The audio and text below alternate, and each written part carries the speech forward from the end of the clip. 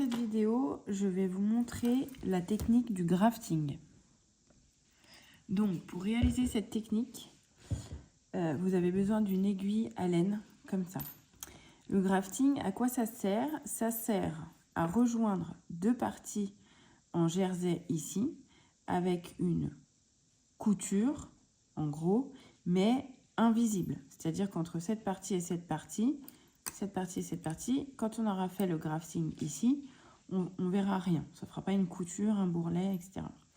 Donc, pour faire un grafting, la technique, c'est toujours la même. Donc là, j'ai terminé. Il vous faut forcément un nombre de mailles pair pour qu'il y en ait le même nombre à gauche, sur l'aiguille de gauche et sur l'aiguille de droite. Donc, une fois qu'on est là, on va couper le fil. À peu près, vous gardez une bonne longueur pour réaliser le grafting. Et je vais insérer le fil dans l'aiguille. Voilà. Donc, l'enchaînement, c'est toujours le même. Pour commencer, j'ai mon fil ici. Et pour sécuriser le grafting, on va passer l'aiguille dans la première maille ici, à l'endroit. Et je sors le fil. Voilà. Et dans cette maille-là, on va passer le fil à l'envers. Ça, c'est juste pour commencer notre grafting. Et ensuite, on va commencer le grafting à proprement parler. Donc, c'est toujours la même chose. Je passe mon aiguille comme si j'allais tricoter ma maille à l'endroit, ici. Et je vais laisser tomber cette première maille.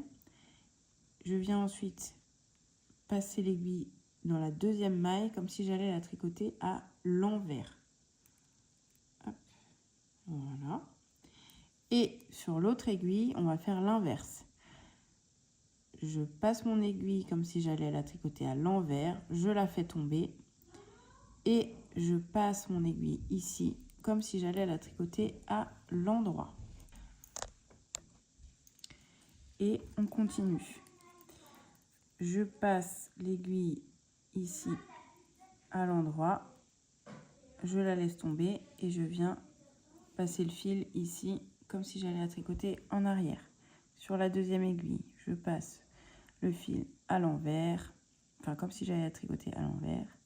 Je la laisse tomber et je viens ici la coudre comme si j'allais la tricoter à l'endroit. Les deux dernières mailles, il suffit de passer le fil ici comme si j'allais la tricoter à l'endroit. Je le laisse tomber et je pique comme si j'allais la tricoter à l'envers pour la dernière.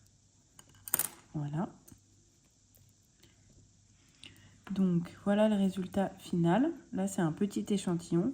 Mais surtout, ce que l'on voit, c'est qu'on a cousu ces deux parties ensemble avec la technique du grafting et on n'a aucune délimitation ou marque.